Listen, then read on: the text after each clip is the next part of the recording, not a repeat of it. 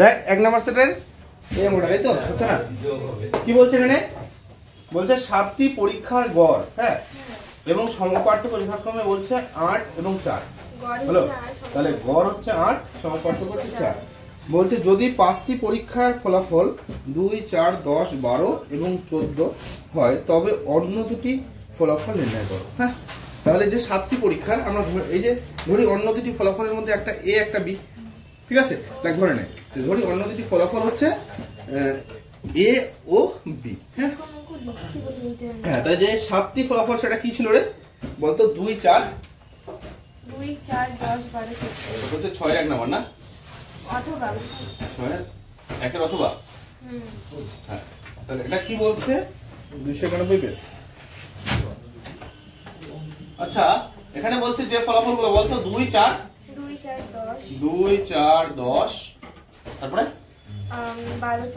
12 14 শেষ আচ্ছা এই পাঁচটা দেওয়া আছে আমরা আর দুইটা কি কি ধরলাম এ বি তাহলে এ এই টোটাল তাহলে 7টি ফলাফল এরকম এবার এই 7টি ফলাফলের গড় বের করছি হ্যাঁ লেখ 7টি ফলাফলের গড় এই চেষ্টা করিস না লেখ 7টি ফলাফলের গড় হ্যাঁ তাহলে গড় যখন আমরা নিচ্ছি সেটা আমরা x বার এ লিখি তাহলে সামেশন করতে হয় তাই না সবগুলো তাহলে কত হবে 2 যোগ 4 10 12 14 যোগ a b বাই 7 হলো তাহলে এটা পাচ্ছিস যোগ করলে কত আসে হলো তাহলে এখানে কত হচ্ছে 2 4 2 6 আর হচ্ছে 14 20 30 40 42 হচ্ছে 42 যোগ কত হচ্ছে a যোগ b বাই 7 এটা পাচ্ছিস হলো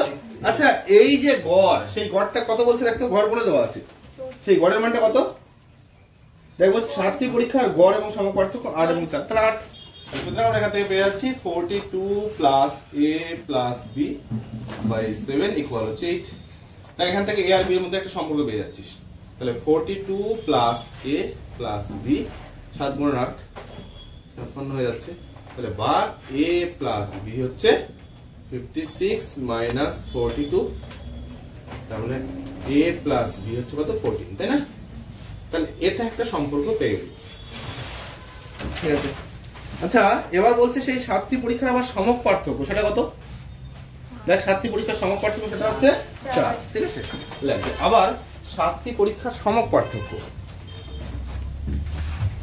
আর কত বলছে 7টি পরীক্ষার বর্গের যোগফল হয় না বলছে 7টি পরীক্ষার সমক পার্থক্য বলছে 4 হ্যাঁ সুতরাং আমরা কি হচ্ছে সমক পার্থক্য কি হয় সূত্রটা আমি সূত্র লিখে দিচ্ছি summation of x square by n n হচ্ছে এখানে 7 হয়ে যায় টোটাল সূত্রটা লিখে দিচ্ছি n minus summation of x by n তার কি স্কয়ার এটা মানে হচ্ছে গড়টা হলো তাহলে এখানে প্রথমে বল রুট ওভার x স্কয়ার মানে এই সমস্ত পদগুলোর বর্গের যোগফল তাই 2 স্কয়ার আছে 4 যোগ 4 স্কয়ার 16 যোগ কত 100 10 স্কয়ার তাই না যোগ কত 12 স্কয়ার 144 যোগ কত 196 হলো যোগ আবার কত a স্কয়ার হলো ডিভাইডেড বাই n এর মান কত 7 হলো আচ্ছা minus summation of x by n এই যে এই জায়গাটাই তো এই যে x বার সেটাই তো সামেশন অফ x বাই কত n n মানে এটা কত পাচ্ছিস এই যে মানটা তো দেওয়াই আছে সেটা তো দেওয়া আছে না সেটা দেওয়া ছিল না 8 সেটা 8 দেওয়া ছিল না তাহলে আমরা একবারে সেটা জায়গায় কত 8ই বসিয়ে দিতে পারি তাহলে এই summation of x by n সেটা হচ্ছে x বার মানে কত 8 তাহলে একবার আমরা 8 এর স্কয়ার করে দিলাম হলো ইকুয়াল হচ্ছে কত হচ্ছে 4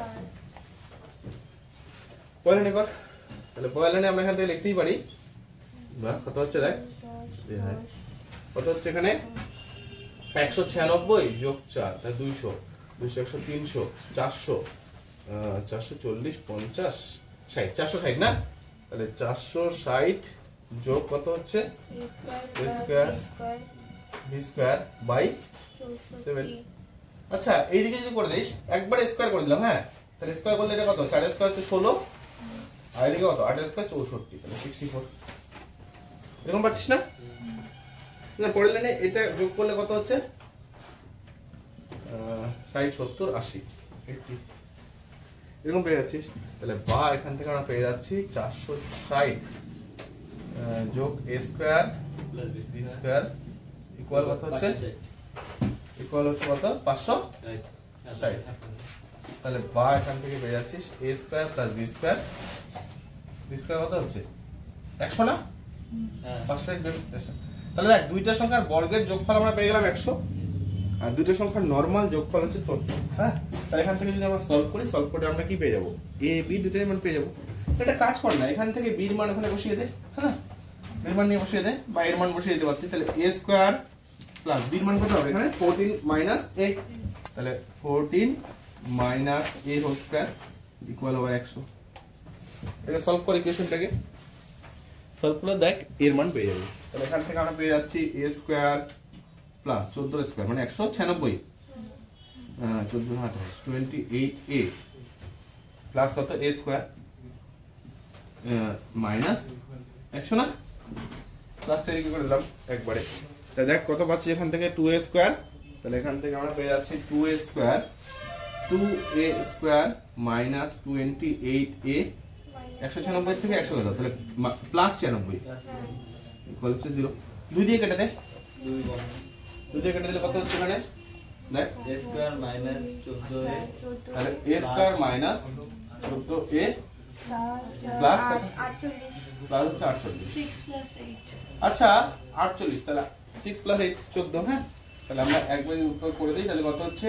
একটা a মাইনাস 6 হবে, আবার a মাইনাস 8 হয়ে যাবে না? 48 হয়ে গেল, 6 8 14 হয়ে গেল, তাই না? তাহলে সুতরাং এর মান কত পেলাম? 6 8 তাহলে এর মান হচ্ছে 6 8। হলো? এরকম ডাইরেক্ট আচ্ছা, ফ্যাক্টর করে হ্যাঁ। সমস্যা আছে? না, কোনো সমস্যা নেই। তাহলে a যদি 6 হয়, হ্যাঁ, তাহলে a ইকুয়াল 6 হলে b কত রে? b b ইকুয়াল থাকে যে a ইকুয়াল যদি 6 হয়ে যায়, তাহলে b ইকুয়াল কত? 14 মাইনাস 6, হলো? আর 14 হচ্ছে মাইনাস 6, তার মানে কত হচ্ছে? 8, হলো? ও দেখ আবার যদি পরেরটা হয়, তাহলে a ইকুয়াল 8 হলে b ইকুয়াল কত হচ্ছে? 14 মাইনাস 8, তাহলে 6। তার মানে আলটিমেট যে ডিজিট দুটো সেটা কি কি হলো? 6 হলো, হলো? সুতরাং নিয়ে নেওয়া সেই সংখ্যা দুটি কত? সংখ্যা দুটি হচ্ছে 8 এবং 6। শেষে কি বলছে প্রশ্নটাতে? ফাইনাল না না না, অন্য সংখ্যা দুটির ফলাফল। হ্যাঁ, সুতরাং অন্য সংখ্যা দুটি হচ্ছে 6 এবং 8। বুঝা গেল ব্যাপারটা? তাহলে লিখে দে। তাহলে ফাইনালি অন্য সংখ্যা দুটি, হ্যাঁ, একটা হচ্ছে 6, একটা হচ্ছে 8, ব্যাস এই দুটো সংখ্যা হচ্ছে। কোনো ডাউট নাই তো? করো। হ্যাঁ, 8 স্কয়ার মানে কোনটা? 8টা কিভাবে আসলো? স্যার ও এটা এটা হচ্ছে এই যে x bar by n, x bar by n মানে সেটা কি? গড়টা। সেই গড় বলে দেওয়া ছিল। দেখ গড় হচ্ছে 8। আমরা যখন x বার লিখি না, এই যে x বারটা কি? সেই x বারটা হচ্ছে সবগুলো ডিজিটের যোগফল ডিভাইডেড বাই যত আছে তত।